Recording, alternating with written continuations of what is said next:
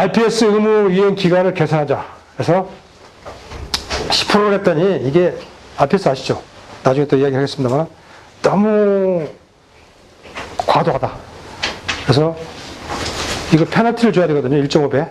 그걸 못했을 때, 근데 나중에 말씀드리겠습니다만 그것을 달성 시기를 한 좀 2년 연장, 2020년까지 10%인데 2년 연장해서 2024년도 가자.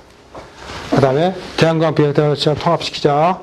그 다음에 발전사들의 의무이행 유연성을 강화시키자. 그래서 연기를 할 수 있는데 보통 1년 정도밖에 안 되는데 3년 연장시키자. 그런 것입니다. 가중치를 또 요즘 뭐 얘기들이 많죠. 태양광은 얼마를 줬는데 바이오매스는 또 안 주느냐는 식으로 여러 가지 많습니다. 그래서 그런 것도 좀 조정을 하자. 그 다음에 어차피 재생에너지는 소규모업자들을 이제 우대를 해야 되기 때문에 들어와서 활동한다. 그러면은 소규모 지원을 강화시키자는 식으로. 그 다음에 아까 말씀드렸듯이 기존에 설치해놓고 시킬 수 있겠죠. 그래서 그런 식으로 가고요. 인복학 경험한다, 공공기관의 의비를 확실히다. 이건 좀 넘어가겠습니다. 해외 진출 자금도 주고, 그 다음에 마케팅도 지원해주고.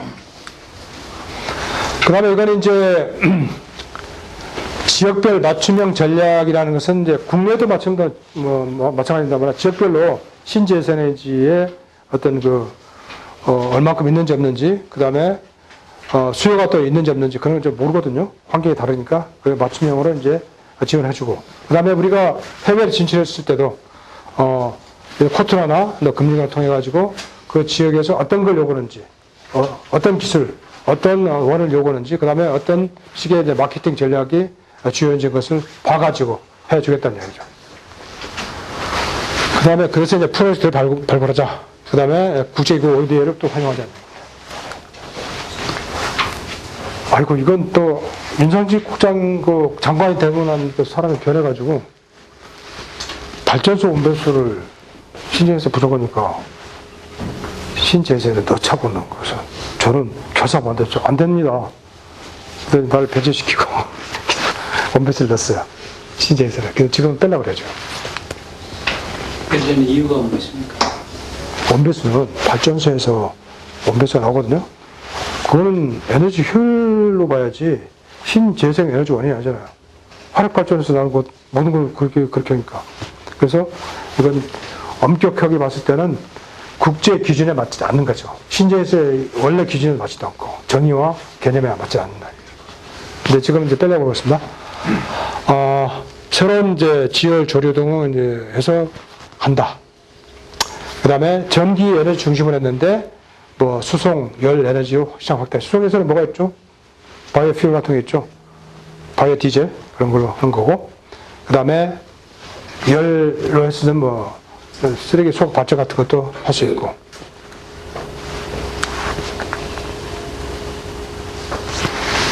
그냥 이거 넘어가겠습니다. 그냥. 그래서 이 새로운 기술이고, 새로운 그 다음에 새로운 사업이죠. 그러면은 거기에 대해서 표준화가 돼야 돼요. 그래야 시장이 형성이 됩니다. 근데 우리나라가 약간 뒤처져 있어요. 표준화라는 것은 물건을 만들 때 표준화된 그런 공정과 과정과 모든 기준을 가지고 만들면은 소비자들이 안심하고 살 수 있다는 거죠. 그 다음에 그렇게 함으로써 대량 생산이 가능하고, 그 다음에 품질이 균일하고, 그 다음에 코스트를 또 낮출 수 있고, 그 다음에 정보를 또 표준화를 통해 가지고 교환할 수 있죠. 업자들도 그렇고, 그 다음에 생산자와 소비자들이 또 정보를 표준화를 통해 가지고 교환할 수 있고. 그래서 전 세계적으로 이제 국제적 표준화가 생기고, 모든 것에는 수출하기 위해서도 표준화를 또 따라야 돼요. 나라에서 수입하는 나라. 그래서 이게 표준 개념을 통해 가지고 했다. 이게 인증이거든요. 그러면은 자기 나라에서 같이 협약을 맺으면은 따로 인정을 받지 않고도 그냥 팔 수 있죠. 그렇지 않으면 인정을 받아야 돼요. 그런 문제이기 때문에 굉장히 중요합니다. 국내도 중요하지만은 해외 시장 개척하기 위해서도 중요하다. 근데 일본은 벌써 앞서가고 있어요. 제가 이제 참여하다 보면은 일본은 히다치니 무슨 그런 데서 다 월급도 나와가지고 다 하고 있어요. 그래서 주도를 하고 있어요. 표준화 지금. 주도. 이 표준화는 강제 저항은 아니에요. 그렇지만은 따라야 돼요. 그걸 기반으로 해서 강제 저항으로서 인증체제를 만드는 거죠. 그래서 표준화가 굉장히 중요하다는 얘기죠. 우리나라에서 기술 개발해가지고 표준화 안 했다? 일본의 템으로 떠오르면 그걸 따라야 돼요. 그러면 표준 기술 개발인가 뭐 물어 들어가 버린 거죠. 수출을 못 해요. 그래가지고. 그러니까 빨리빨리 해야 돼요. 그 일본이 굉장히 앞서가고 있습니다. 원래 주도를 저쪽 그 유럽에서 거의 다 했죠. 그동안에 표준화. 기구들이 표준화 기구들이 뭐 ISO니 IC니 다 거기에 있으니까. 근데 미국도 그걸 좀 소홀히 했었어요. 왜냐면 미국 자체 시장이 크니까 뭐 그 필요 없어. 유럽 시장보다 미국 시장이 더 커. 중국도 마찬가지예요. 미국 합쳐봐야 나 못해. 그래서 자기들 이제 기준만, 자기들 표준만 가지고 있었죠. 근데 수출을 해야 되기 때문에. 중국도 이제 수출하잖아요. 미국으로 수출해야 되고 다른 나라 수출해야 되기 때문에 그걸 받아야 돼요. 태양광. 우리 지금 뭐 아까도 누가 말씀했는데 들어옵니다. 우리나라. 그것도 표준화에 입각해서 인증체를 거쳐가지고 들어와요. 그럼 우리나라도 아무 소리 않고 다 받아줘야 돼요. 기업체들은 중국 제품이 표준과 인증을 다 맞추면은 그 제품이 보장이 된다는 이야기거든요. 그럼 수입하는데 아무 지장이 없어요. 우리나라는 같은 제품 만드는 돈이 많이 들어요. 인건비가 많이 들어요. 그러면은 중국 제품이 우리나라를 다 삭감할 수 있다는 얘기죠. 벌써 한 10몇 프로 들어와가지고, 그 다음에 목표가 중국 뭐, 징코 솔라니 그런 데서 목표 세우는 게 뭐, 20 몇 프로까지 세우고 있답니다. 한국 시장 좋다고 해요, 지금. 3020. 지금 나중에 말씀드려서 63기가와트 해야 되는데, 와! 그런 거야. 그래서 이제 표준 인증제도 굉장히 중요하다. 예? 그냥 그 정도 말씀드리고 넘어가겠습니다. 투자를 했을 때 이제 뭐, 2035년에 11%. 2030년 것은 이제 3차 기본계획, 4차 기본계획, 목표년도가 2035년입니다. 11% 목표 달성에서는 1,154조 원 투자 필요한데, 정부에서는 한 30조 원 정도 지원을 해줘야 된다, 보조를. 그런데 이제 투자비의 이상을 얻어야 낼 수 있다. 원유 수입 대체 효과가 36조 원, 환경 편익 효과, 온실가스 감축량 12억 톤, 그 다음에 고용 효과 130만 명 고용 효과, 그 다음에 내수 시장 진작 효과가 뭐 신규 투자 150조 원을 조언해가지고 그 이상을 할 수 있다. 그런 거죠. 자, 아까 잠시 좀 그냥 넘어갔던 것에 대해서 이제 말씀드렸습니다. 주요 정책 수단. 자, 발전 사업 지원 제도가 문제가 많다는 건 말씀드렸죠. 그냥 정부에서 발전 사업 지원을 좋지 않은 거다. 그래서 이제 미국과 그 다음에 다른 나라에서 성공적으로 수행 중인 RPS, 이건 시장을 기반으로 한 거예요. 그래서 그것은 목표치를 의무적으로 이제 지어주는 거죠. 발전 회사들한테. 그래서 니네들 일정 규모 이상의 발전 회사들은 내년도까지 몇 프로를 신재생 에너지 발전을 시켜라는 식으로. 그게 의무제도입니다. 그래서 시장을 만드는 거죠, 의무적으로. 그래서 시장 메커니즘이 작동을 한다는 얘기죠. 근데 뭐, 안 좋은 점도 있긴 있어요. 그래서 발전 전략제도는 아까 말씀드렸듯이 차이를 하는 거고, 의무제도는 발전량 또는 판매량 일정 부분 시제도 발전을 충당하도록 명령을 내리는 거죠. 그러면은 세 가지 선택을 할 수 있어요. 자기 스스로가 발전 설비를 해가지고 발전하든지, 아니면은 발전업자들하고 신재생 발전업자하고 이제 장기 구매 계약을 맺어요. 그래서 몇 년 동안 계속 우리한테 해라. 그 다음에 세 번째는 금융시장, 2차 시장에서 REC인데, 이 신재생 발전업자들이 발전을 해요. 그리고는 정부한테 인가를 받아요. 인증을 받은 것에 대해서 REC를 주는 거예요. 그럼 그 REC를 갖다 팔아요. 네? Renewable Energy Certificate. 자기는 1000kWh를 신재생에너지로 발전을 했다. 인증을 받으면 그것을 시장에 갖다 팔 수 있어요. 얼마 될지는 몰라요. 그래서 그것을 구매를 하는 거예요. 이게 세 가지 통해서 그 자기의 발전 의무량을 충족시키는 거죠.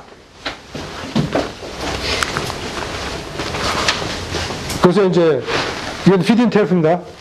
발전차익 지원제도 뭐 처음에는 뭐 700원부터 시작해서 지금 많이 줄었어요. 고정가격 중에서 쭉 나와 있죠. 근데 가장 비싼 게 연료전지가 지금 비쌉니다. 274원. 태양광 같은 경우는 그 전에 보십시오. 700원이요. 700원 넘죠. 규모에 따라 좀 다르지만 킬로와트하고 700원. 그래서 지금 많이 줄어가지고 300원 이하로 규모가 줄었습니다. 아직도 돈 벌어야 된다는 얘기죠, 이게. RPS, 아까 말씀드렸듯이 여러 가지 사건이 많이 일어나가지고 도저히 안 되겠다 싶어가지고 이제 바꿨죠. 제가 이제 여기 바꿔야 된다고 주장을 막 했어요. 그 독일식의 그 사를 쫓아가다가 큰일 난다.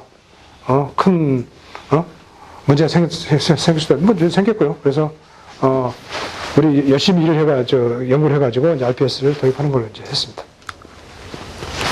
저기 의무량 목표 추측이 나왔습니다. 그래서, 이게 이제 하나의 그 프레임워크예요. 정부가 있죠. 산업자원부. 목표 설정을 합니다. 그러면은 민간 사업자들한테 목표 부여해요. 뭐, 발전업자 A, B, C, D 해가지고 너는 얼마, 몇 년까지 얼마. 궁적으로는 2020년까지 10% 각자. 그러면은 못 오잖아요. 그러면 신재생 발전업자 있죠. 이 사람들이 발전한 것을 설비 인증을 받으면 IC를 해줘요. 그러면 IC를 갖다가, 팔거나 또는 이제 장기 구매를 몇 번 하는 식으로 하는 거죠. 그래서 손배제는 한국전력회니까 받아가지고 여기는 이제 발전업자하고 PPA 계약을 맺고 파워 퍼체싱 어그리먼트하고 그다음에 여기 이것들도 이제 개통 연계 다 돼 있죠. 그래서 이 사람들하고 계약을 맺어가지고 자 얼마 했다는 것을 하는 거죠. 다 이거 가능하죠. 인터넷 통해 가지고 다 가능하죠. 그래서 한국전력이 정밀전망을 통해 가지고 최종 소비자한테 전기를 판매하는 거예요. 이게 이제 RPS 제도가 굉장히 중심에 있다는 것을 이야기하는 거죠. 기후변화 됐죠, 환경 됐죠, 다 해가지고. 추진은 이제 발전 사업자들, 처음엔 500메가에서 50만 킬로와트 이상의 규모를 가진 사람들. 당초에 14개사 6대 발전 회사로 되어 있는데 지금은 처음 21개사로 들어왔습니다. 총 목표치가 이렇게 되어 있죠. 2020년까지 해서 좀 아까 말씀드렸듯이 연기시켰고요. 태양광 발전은 아예 셋 어사이트 하나 말쓰는데 따로 쿼터를 줬죠. 2200메가씩 배정해가지고 따로 했는데 이제 합쳐졌습니다. 재작년부터 2016년부터. 자, 의무 대상 에너지 기술은 태양광 발전 쪽에 돼 있다. 그 다음에 IGCC는 아시죠? IGCC는 석탄 가스화 복합 발전이거든요. 300메가 정도 돼, 규모가. 30만 킬로와트 정도. 그러면 이 녀석을 한번 들어가보면 깡을 다 먹어볼 수 있잖아요. 그래서 의무량의 10%까지만 인정을 하자. 100을 해도 10%만 인정하자. IGC, 석탄 IGC 경영을. 그래서 결국에 넣은 거예요. 재생에너지 양이 너무 부족하다 보니까 공급량이 넣는데 이런 현상이 생긴 거죠. 그래서 이게 궁극적으로 이것은 빼려고 합니다. 재생에너지는 아니다. 신에너지는 돼도. 그 다음에 부생가스는 제어시키는 걸로 하고. 부생가스도 괜히 그때 넣었었어요. 부생가스를 넣어가지고 했는데. 그 다음에 신출성 체제라고 해가지고, 빌리고 또 뭐 받는 걸 같이 했는데, 과방엔 랜딩이나 말쓰는데, 의무량의 20%까지, 자기가 미래에 의무량 있지 않습니까? 그걸 갖다 쓸 수 있다는 얘기죠. 미리. 그 다음에 남은 것은 또 랜딩을 해요. 갖다 은행에 보관시켰다가 나중에 또 써먹을 수도 있어요. 그래서 이런 것을 IRPS 출범해서 3년간 30%까지만 허용시킨다. 그 이상 안 된다. 페널티는 1.5배입니다. REC 가격의 1.5배.